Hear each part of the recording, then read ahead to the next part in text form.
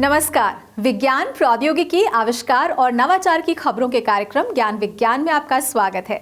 मैं हूं आपके साथ ऐश्वर्या। आज के अंक में हम बात करेंगे इंस्पायर मानव पुरस्कार की राष्ट्रीय स्तर प्रतियोगिता में चुनकर आई छात्रों द्वारा बनाई गई अभिनव परियोजनाओं की। बताएंगे क्या है फैटी लिवर डिजीज और टाइप 2 डायबिटीज के बीच जैव रसायन संबंध। खबरें और भी होंगी, लेकिन शुरुआत करते हैं इस अंक की सुर्खियों से। तटीय स्वच्छता अभियान के समापन पर 1500 टन प्लास्टिक कचरे का हुआ निष्पादन। मुंबई सहित देश के 700 से ज्यादा तटीय क्षेत्रों में जन भागीदारी ने बढ़ाया उत्साह। फैटी लिवर डिजीज और टाइप 2 डायबिटीज के बीच जैव रसायन संबंधों की हुई पहचान। नई जांच पद्धति और चिकित्सा रणनीति बनाने में सहायक हो सकती है भारतीय शोधकर्ताओं की यह खोज। उत्तराखंड के छात्र ने तैयार की प्रदूषित पानी से जैविक खाद बनाने की अभिनव तकनीक। इंस्पायर मानव पुरस्कार राष्ट्रीय स्तर प्रतियोगिता प्रदर्शनी में शामिल की गई परियोजना। और विज्ञान और प्रौद्योगिकी के क्षेत्र में देश दुनिया की ताजा गतिविधियों की जानकारी हमारे खास सेगमेंट साइंस एक्सप्रेस में। और अब खबरें विस्तार से। अब तक का सबसे लंबा समुद्री स्वच्छता अभियान 17 सितंबर को अंतर्राष्ट्रीय तटीय स्वच्छता दिवस के अवसर पर एक नए प्रण के साथ संपन्न हो गया। इस 75 दिवसीय कार्यक्रम में लाखों लोग इस अभियान से जुड़े और तटों की सफाई की और साथ ही नई पीढ़ी को भी तटीय संरक्षण के प्रति संवेदनशील बनाने के प्रयास किए। यह अपनी तरह का अनूठा कार्यक्रम रहा। स्वच्छ सागर सुरक्षित सागर की विशेषताओं पर ज्ञान विज्ञान की एक रिपोर्ट।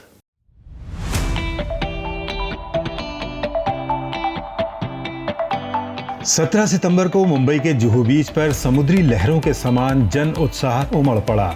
मौका था स्वच्छ सागर सुरक्षित सागर अभियान के समापन का।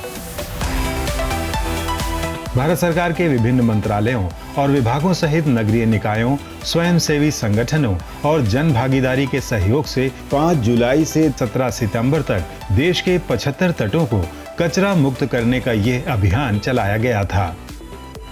लक्ष्य था देश के तटों से 15,000 टन प्लास्टिक कचरे को हटाना। अब तक का ये सबसे लंबी अवधि का सफाई अभियान अपने लक्ष्य को पाने में सफल रहा, जिसका समापन मुंबई में मुख्य आयोजन के साथ देश के 700 से ज्यादा स्थानों पर सफाई अभियान के साथ किया गया।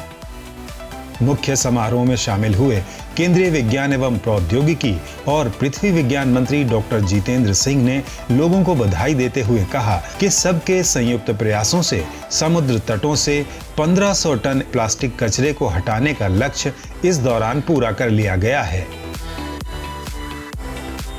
ये प्रयास निरंतर जारी रहेगा भारत के समुद्र तट को साफ रखने का और भारत के सागरों की स्वास्थ्य, सेहत और उनकी बहबूदी, उनकी वेलबींग किस प्रकार से सुनिश्चित की जा सके, हम सब इसके लिए सदा समर्पित रहेंगे। So our objective is to safeguard the ocean, clean ocean, clear ocean and हमारा उद्देश्य महासागर को स्वच्छ सागर और सुरक्षात्मक महासागर बनाना है और भविष्य के लिए महासागर को बचाना भी है। और उस संबंध में हम युवाओं और विभिन्न मंत्रालय और स्वयं सेवकों के सभी लोगों को इकट्ठा करने में सक्षम हैं, ताकि वे सभी लोग भाग ले सकें और न केवल भाग लेने के लिए बल्कि श्रृंखला का हिस्सा बने और सुरक्षात्मक महासागर उनके जीवन का हिस्सा हो। clear or protective ocean. देश की 7,500 किलोमीटर तट रेखा पर एक साथ सफाई कार्यक्रम आयोजित किए गए। इस अवसर पर बॉलीवुड के मशहूर गायकों द्वारा गीत पेश किए गए और इस अभियान के लिए विशेष रूप से तैयार किया गया एक वीडियो गीत भी जारी किया गया।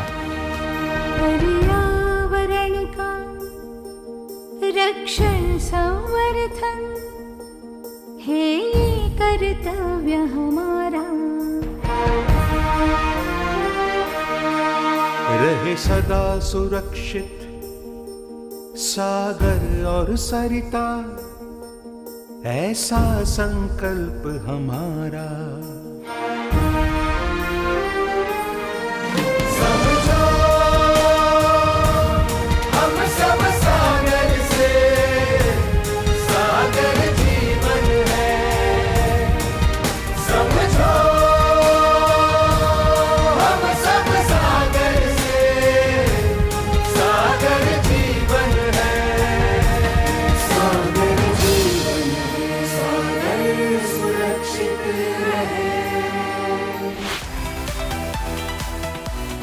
आजादी के 75 वर्ष पूरे करने के उपलक्ष्य में मनाए जा रहे अमृत महोत्सव के अधीन यह अभियान शुरू किया गया था।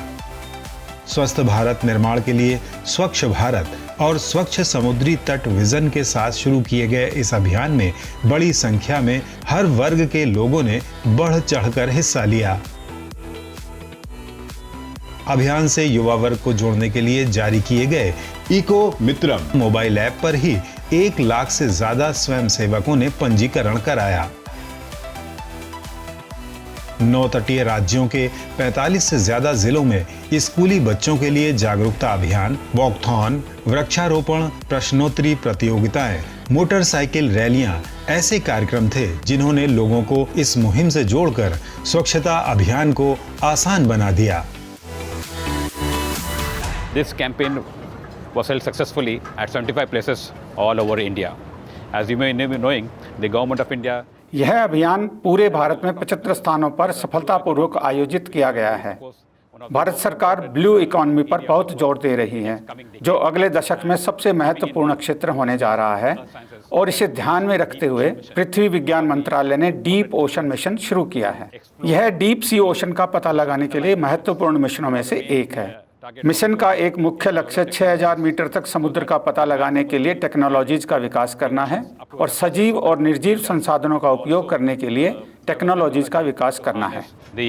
both the living and the non-living resources. खुशी का पल है कि 5 जुलाई से लेकर 17 सितंबर तक जो अभियान चला और हमारे माननीय मंत्री जी जो पृथ्वी विज्ञान मंत्रालय के मंत्री जी हैं जिन्होंने उद्घोष किया, और प्रधानमंत्री जी के जन्मदिन पर जो इसका पहला उद्घोष का समापन और जन जन तक एक इस अभियान का बिगुल बजाया। ये 17 को समाप्ति नहीं है, 17 सितंबर ये कह रहा है एक संकल्प लेने का दिन है कि हम संकल्प लें कि हम भारतीय अपने 7,516 किलोमीटर की जो तटीय जो हमारी लंबाई है, जो तटीय क्षेत्र है, उसको भली भांति से रख रखाव के लिए स्वच्छ रखें, क्योंकि सागर की स्वच्छता ही पृथ्वी की स्वच्छता को बरकरार रखेगा। पृथ्वी और सागर के दोनों की सामंजस्य जो है वो चिरांतन पुराना है। सागर जो स्वच्छ है तो पृथ्वी जीवित रहेगी। सबसे लंबी अवधि और सबसे व्यापक तटीय स्वच्छता अभियान ने देश में और खासकर तटीय क्षेत्रों में समुद्री संसाधनों पर जीवन यापन करने वाले लोगों में एक नई जागरूकता का प्रचार प्रसार किया है। जिस तेजी से हमारे समुद्री इकोसिस्टम और बायोडायवर्सिटी का नुकसान हो रहा है, महासागरों का स्वास्थ्य खराब हो रहा है, जो हमारे मानसून और जलवायु का एक प्रमुख स्रोत है। इसका असर सिर्फ तटीय क्षेत्रों पर नहीं बल्कि पूरे मानव जनजीवन पर पड़ता है। ऐसे में आने वाली पीढ़ियों को एक स्वस्थ और प्रदूषण रहित वातावरण देने के लिए बहुत जरूरी है कि हम प्राकृतिक संसाधनों की रक्षा करें। 75 दिनों तक चले स्वच्छ सागर सुरक्षित सागर अभियान के समापन समारोह को एक नई शुरुआत का नाम दिया गया है। इस मौके पर सभी हितधारकों से आह्वान किया गया कि ये उत्साह कार्यक्रम के साथ खत्म नहीं होना चाहिए। भारत सरकार के स्वच्छ और स्वस्थ भारत प्रयास के तहत तटों की स्वच्छता और संरक्षण का यह प्रण आगे भी जारी रहेगा।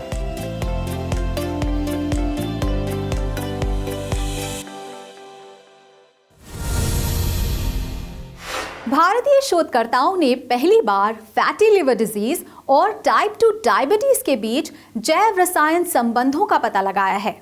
भारतीय प्रौद्योगिकी संस्थान मंडी सहित कई संस्थानों के शोधकर्ताओं द्वारा संयुक्त रूप से किए गए एक शोध में यह सफलता प्राप्त हुई है। इस नई जानकारी से अब लिवर में वसा जमा होने की वजह से होने वाले मधुमेह रोग के खिलाफ नई जांच पद्धति और चिकित्सा रणनीति बनाने में सहायता मिल सकती है। एक रिपोर्ट। नॉन अल्कोहलिक वसा युक्त लीवर यानी फैटी लीवर रोग तेजी से प्रभावित करने वाला गंभीर रोग है। भारत में इसके रोगियों की संख्या लगातार बढ़ रही है। हालिया सर्वेक्षणों के मुताबिक देश में लगभग 40% वयस्क NAFLD से प्रभावित हैं। इस रोग को अक्सर टाइप 2 मधुमेह से जोड़कर देखा जाता है। करीब 5 करोड़ भारतीय इन दोनों रोगों से ग्रस्त हैं। अब भारतीय शोधकर्ताओं ने नॉन अल्कोहलिक फैटी लीवर रोग और टाइप 2 मधुमेह के बीच जैव रसायन संबंधों का पता लगाया है। ये शोध भारतीय प्रौद्योगिकी संस्थान मंडी के स्कूल ऑफ बायोसाइंस और बायो इंजीनियरिंग के एसोसिएट प्रोफेसर डॉक्टर प्रसन्नजीत मंडल की टीम के नेतृत्व में CSIR Indian institute of chemical biology Kolkata और IPGMER और SSKM अस्पताल कोलकाता के विशेषज्ञों के सहयोग से किया गया है। इस नई खोज से अब NAFLD के रोगियों में मधुमेह के खतरों का पता लगाया जा सकेगा। साथ ही इस शोध के परिणामों के आधार पर फैटी लीवर रोग से होने वाले मधुमेह के खिलाफ नई जांच और चिकित्सा तकनीक विकसित करने में भी मदद मिल सकती है। We use different kind of model, both the cellular model and animal model and also from the clinical samples. So by using different model and design a number of complementary experiment, हम कई model और वैकल्पिक model जैसे cellular model, पशु model और clinical model का उपयोग करते हैं। lipogenesis, hepatic de novo lipogenesis. हमने पाया कि जब लीवर वसा युक्त हो जाता है तो यह कार्बोहाइड्रेट से वसा के निर्माण को बढ़ाता है। mice model where we overexpress CHRABP and try to mimic चूहों के मॉडल में हमने पाया कि इसके लिए एक खास कारक जिम्मेदार है और यह मानव वसा युक्त जीवन की स्थिति की नकल करता है। फैटी लीवर की स्थिति में एक बहुत विशिष्ट प्रोटीन सिक्रीट होता है जिसे S100A6 कहा जाता है। that's called S100A6 that secret fatty liver में रक्त प्रवाह के माध्यम से यह आग्नाशय की बीटा कोशिकाओं तक पहुंचता है। बीटा कोशिकाओं में यह रेज नामक एक विशिष्ट रिसेप्टर से जुड़ जाता है और इंसुलिन स्राव को अवरुद्ध कर देता है। they significantly block the insulin secretion by blocking हमने पाया कि बीटा कोशिकाओं द्वारा इंसुलिन स्राव में उल्लेखनीय कमी आई है। and ATP synthesis, and there we saw there is a significant reduction in insulin secretion from the pancreatic beta cells. शोधकर्ताओं के मुताबिक नॉन अल्कोहलिक फैटी लीवर रोग किस तरह इंसुलिन प्रतिरोधक और पेनक्रियाज की बीटा कोशिका के कामकाज को प्रभावित करता है, इसको लेकर अभी तक समझ स्पष्ट नहीं थी। इस बहुसंस्थागत शोध में इसी बीटा कोशिका के फेल होने और कार्बोहाइड्रेट से लीवर पर जमा होने वाली वसा के बीच संबंधों का पता लगाने का लक्ष्य रखा गया। टीम ने वसा खिलाए गए चूहों और NAFLD से पीड़ित मरीजों के रक्त के नमूनों का विश्लेषण किया। दोनों ही नमूनों में कैल्शियम को बांधे रखने वाले S100A6 नाम के प्रोटीन पाए गए। यह प्रोटीन वसा युक्त लीवर द्वारा उत्सर्जित होता है और लीवर तथा पेनक्रियास के बीच लिंक की तरह काम करता है। यह प्रोटीन इंसुलिन बनाने वाली बीटा कोशिका की क्षमता पर प्रतिकूल प्रभाव डालता है और टाइप 2 मधुमेह को बढ़ाता है। शोध में देखा गया कि S100A6 प्रोटीन की कमी होने पर चूहों में इंसुलिन का निकलना और ब्लड ग्लूकोज का नियमन बेहतर हुआ।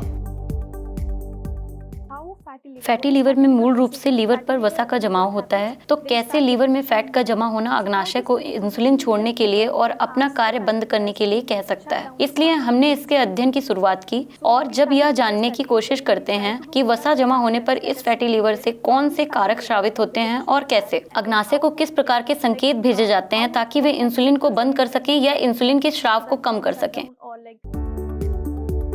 ये अध्ययन कई मानों में महत्वपूर्ण है। यह शोध व्यवहारिक रूप से और चिकित्सीय जांच की दृष्टि से यह प्रदर्शित करता है कि रक्त में S100A6 का बढ़ा हुआ स्तर नॉन अल्कोहलिक फैटी लीवर रोग से ग्रसित मरीजों में टाइप 2 मधुमेह के खतरों की पहचान करने के बायोमार्कर के रूप में काम कर सकता है। साथ ही ये इस प्रकार के मधुमेह रोग के खिलाफ बेहतर निदान तैयार करने में भी सहायक हो सकता है। इस शोध के नतीजे हाल ही में डायबिटीज नाम की शोध पत्रिका में प्रकाशित किए गए हैं।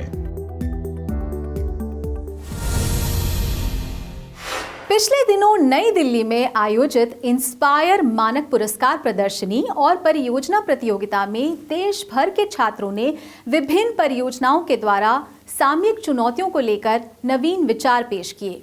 इसी कड़ी में उत्तराखंड के एक छात्र ने प्रदूषित पानी से जैविक खाद बनाने का अभिनव विचार पेश किया। इस परियोजना ने आम जन से लेकर वैज्ञानिकों तक के ध्यान को आकर्षित किया। परियोजना पर ज्ञान विज्ञान की एक रिपोर्ट। नई दिल्ली में आयोजित इंस्पायर मानक पुरस्कार की राष्ट्रीय स्तर प्रदर्शनी और परियोजना प्रतियोगिता में शामिल हुए इन युवा नवाचारकों ने एक बार फिर यह साबित कर दिया कि विज्ञान और तथ्यों पर आधारित समाज ही हर चुनौती का सामना कर मानव जीवन की आसानी और सुरक्षा के लिए समाधान निकाल सकता है। छात्रों ने सामयिक चुनौतियों और राष्ट्रीय प्राथमिकताओं को लेकर जो परियोजनाएं प्रदर्शित की, उनमें से कई चुने हुए छात्रों को प्रतियोगिता से अलग विशेष तौर पर प्रदर्शनी में जगह दी गई। ऐसी ही एक परियोजना तैयार की उत्तराखंड के 12वीं के छात्र ध्रुव ने, जिसे पहले 60 पुरस्कृत छात्रों में स्थान मिला है। ध्रुव ने प्रदूषित पानी से जैविक खाद बनाने और जल निकायों को शैवाल की समस्या से निजात दिलाने वाला बहुउपयोगी विचार पेश किया। Bio fertiliser from polluted water and to reduce the problem of eutrophication. तो जब मैं 8th क्लास में था, मैंने यूट्रोफिकेशन की प्रॉब्लम के बारे में पढ़ा एंड तभी से मैं इस प्रॉब्लम के पीछे पड़ गया। अब जानते हैं यूट्रोफिकेशन असली में होता क्या है। तो जब हम एक्सेस अमाउंट ऑफ फर्टिलाइज़र हमारे फार्मिंग लैंड्स में यूज़ करते हैं, तो कुछ अमाउंट ऑफ फर्टिलाइज़र पानी के साथ बह के नीचे वाटर टेबल तक पहुंच जाता है एंड वो वाटर टेबल फिर किसी रिवर में खुलती है। तो जब उस रिवर में न्यूट्रिएंट वैल्यू बढ़ जाती है तो खाना खाने के लिए एल्गे आ जाती है, सारे न्यूट्रिएंट्स को खाती है, अपने आप को पॉपुलेट करती है एंड पूरी वाटर बॉडी की सरफेस कवर कर लेती है। जब एल्गे सड़ती है तो जितनी भी डिसॉल्व्ड ऑक्सीजन है उस वाटर बॉडी के अंदर जिसके ऊपर वो तैर रही है, वो सारी वो कंज्यूम करती है और इन लैक ऑफ ऑक्सीजन जितनी भी एक्वेटिक लाइफ थी उस वाटर बॉडी के अंदर वो मर जाती। खेती के लिए उर्वरकों का इस्तेमाल और उर्वरकों में मौजूद पोषक तत्वों के पानी में मिलने और उनसे जल निकायों में यूट्रोफिकेशन यानी संपोषण क्रिया के चलते शैवालों के बढ़ने से जल निकाय प्रदूषित होते हैं और उनकी बायोडायवर्सिटी को नुकसान पहुंचता है। इसे रोकने के लिए जरूरी है कि खेतों से जल निकायों तक जाने वाले प्रवाह को कम किया जाए और जल निकायों में उगने वाले शैवालों की बहुतायत को कम करने के लिए उनको उपयोग में लिया जाए। ध्रुव ने अपनी परियोजना में इसका बहुत आसान, किफायती और सटीक समाधान निकाला है।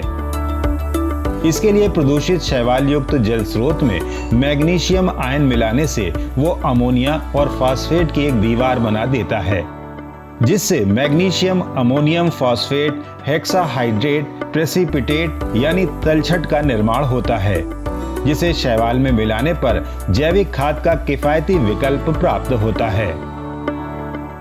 मैग्नीशियम आयंस जब हम न्यूट्रिएंट पोल्यूटेड वाटर में डालते हैं तो मैग्नीशियम क्या करता है, अमोनियम और फॉस्फेट के साथ बॉन्ड बना के नीचे एक प्रेसिपिटेट बना लेता है, जिसे हम कहते हैं मैग्नीशियम अमोनियम फॉस्फेट हेक्साहाइड्रेट। उस प्रेसिपिटेट को जब हम अलग करते हैं और जो एल्गे पानी के ऊपर तैर रही थी उसके साथ मिलाते हैं तो एक ऐसा बायो फर्टिलाइज़र तैयार होता है जो बहुत अमॉर्फस है नेचर में, बहुत सस्ता है क्योंकि टोटल वेस्ट से बना है और साथ ही साथ में एक स्लो रिलीज फर्टिलाइज़र है। मतलब ये हल्के हल्के सॉइल में न्यूट्रिएंट्स रिलीज करता है। ध्रुव ने इस परियोजना को बड़े स्तर पर ले जाने के 2 मॉडल तैयार किए हैं। पहले मॉडल में इस तकनीक को वेस्ट वाटर ट्रीटमेंट प्लांट के साथ लगाया जा सकता है, जहां बहुतायत में न्यूट्रिएंट युक्त पानी और हानिकारक शैवाल मिलते हैं, और दूसरा तरीका छोटे प्लांट बनाकर किसानों को उपलब्ध कराने का है, जिसे किसान अपने नजदीक के जल निकायों में लगाकर उससे जैविक खाद तैयार कर सकते हैं। युवा छात्र का यह विचार भविष्य में देश को जल संरक्षण और प्रदूषित तत्वों के पर्यावरण अनुकूल फायदेमंद उपयोग में परिवर्तित करने का स्वदेशी समाधान दे सकता है। और अब नजर डालते हैं विज्ञान और प्रौद्योगिकी से जुड़ी देश और दुनिया की कुछ और ताजा गतिविधियों पर हमारे खास सेगमेंट साइंस एक्सप्रेस में। केंद्रीय विज्ञान एवं प्रौद्योगिकी और पृथ्वी विज्ञान मंत्री डॉक्टर जितेंद्र सिंह ने 21 से 23 सितंबर तक पीट्सबर्ग में आयोजित global clean energy action forum में हिस्सा लिया। इस दौरान केंद्रीय मंत्री ने विज्ञान एवं प्रौद्योगिकी, ऊर्जा, नवीन एवं नवीकरणीय ऊर्जा मंत्रालयों के संयुक्त प्रतिनिधिमंडल का नेतृत्व किया। सम्मेलन में केंद्रीय मंत्री ने क्लीन एनर्जी को लेकर भारत की प्रतिबद्धता और प्रयासों को दुनिया के सामने रखा और कई महत्वपूर्ण सुझाव भी दिए। इस मौके पर उन्होंने डीएसटी और नेशनल साइंस फाउंडेशन अमेरिका को साझा विषयों पर संयुक्त परियोजनाओं को शुरू करने का प्रस्ताव भी दिया, जिनमें कोबोटिक्स, कंप्यूटर विजन, रोबोटिक्स और ऑटोमेशन तकनीकें, आर्टिफिशियल इंटेलिजेंस और machine learning, data analytics, sensors और इंटरनेट ऑफ थिंग्स से संबंधित नेटवर्किंग और तकनीकें शामिल हैं। Global clean energy action forum के अलावा डॉक्टर जितेंद्र सिंह ने अपनी 5 दिवसीय न्यूयॉर्क यात्रा के दौरान कई अन्य सहयोगात्मक और विषयगत कार्यक्रमों में हिस्सा लिया। पीट्सबर्ग जाने से पहले केंद्रीय मंत्री ने वाशिंगटन में 30 से अधिक प्रमुख अमेरिकी कंपनियों के सीईओ और प्रतिनिधियों के साथ राउंड टेबल मीटिंग की और उन्हें भारत की व्यापार नीतियों में सुधार और निवेश के मौकों के बारे में जानकारी दी। विभिन्न कंपनियों और विशेषज्ञों के साथ बातचीत में भूस्थैतिक, अंतरिक्ष, पृथ्वी और महासागर विज्ञान, फार्मा, बायोटेक और अन्य उभरते क्षेत्रों के साथ the commercial opportunities for US India space collaboration, the potentials of geospatial expansive potential for growth in SATCOMs और commercial space brown, green and blue जैसे विषयों पर चर्चा की गई। इस मौके पर डॉक्टर सिंह ने कहा कि भारत और अमेरिका के बीच अंतरिक्ष विज्ञान और अन्वेषण में सफलतापूर्वक सहयोग स्थापित किया गया है। इसरो और नासा पृथ्वी के निरीक्षण के लिए एक संयुक्त रेडार उपग्रह निसार छोड़ने के लिए मिलकर काम कर रहे हैं। भारत में अंतरिक्ष क्षेत्र में अपार संभावनाएं सामने आ रही हैं। पिछले दिनों विज्ञान एवं प्रौद्योगिकी विभाग द्वारा भारत में अफ्रीकी मिशनों के साथ अफ्रीकी शोधकर्ताओं के लिए सीवी रमन इंटरनेशनल फेलोशिप कार्यक्रम पर एक गोलमेज चर्चा का आयोजन किया गया। इस कार्यक्रम को संबोधित करते हुए विज्ञान एवं प्रौद्योगिकी विभाग के सचिव डॉक्टर एस चंद्रशेखर ने कहा कि अफ्रीका के साथ काम करने से न केवल विज्ञान व प्रौद्योगिकी बल्कि व्यापार, संस्कृति और सामाजिक विज्ञान के क्षेत्रों में भी लाभ मिलेगा। उन्होंने कहा, विदेश मंत्रालय और हमारे अफ्रीकी मित्रों के साथ मिलकर डीएसटी, सीवी रमन फेलोशिप, प्रशिक्षण कार्यक्रम और अकादमिक व वैज्ञानिक संस्थानों को मजबूत करने जैसे विभिन्न क्षमता निर्माण कार्यक्रमों पर काम कर रहा है। आपको बता दें, वाणिज्य व उद्योग महासंघ के माध्यम से विज्ञान एवं प्रौद्योगिकी विभाग और विदेश मंत्रालय ने भारत अफ्रीका फोरम शिखर सम्मेलन के तहत अफ्रीकी शोधकर्ताओं के लिए सीवी रमन फेलोशिप कार्यक्रम शुरू किया है।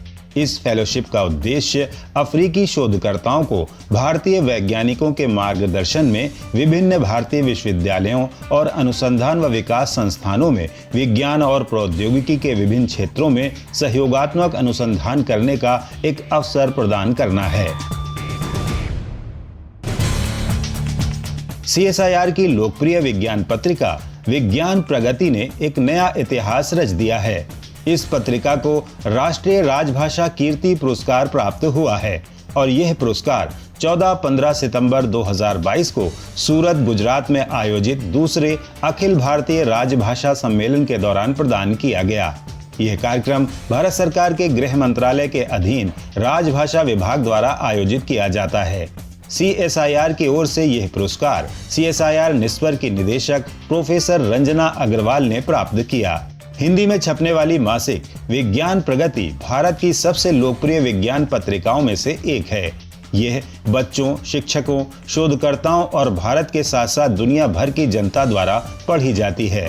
वैज्ञानिक तथा औद्योगिक अनुसंधान परिषद ने 1952 में इस पत्रिका को प्रकाशित करना शुरू किया था। पिछले 7 दशकों से जारी इस पत्रिका में प्रकाशित सामग्री ने बड़ी संख्या में पाठकों को प्रेरित करने का काम किया है। पत्रिका लगातार हिंदी पाठकों को मौजूदा राष्ट्रीय, अंतर्राष्ट्रीय विज्ञान और प्रौद्योगिकी से संबंधित विकास, खोज, आविष्कार, लेख, फीचर, विज्ञान कथा, विज्ञान कविता, प्रश्नोत्तरी आदि के रूप में तकनीकी प्रगति के बारे में जानकारी दे रही है। आज के हमारे इस अंक में इतना ही। यह कार्यक्रम आपको कैसा लगा? अपने फीडबैक और सुझाव देने के लिए आप हमें ईमेल कर सकते हैं। हमारा ईमेल है indiascience@vigyanprasar.gov.in। आप अपनी राय हमें डाक के द्वारा भी भेज सकते हैं। हमारा पता है विज्ञान प्रसार, A50, सेक्टर 62, नोएडा 201309 उत्तर प्रदेश।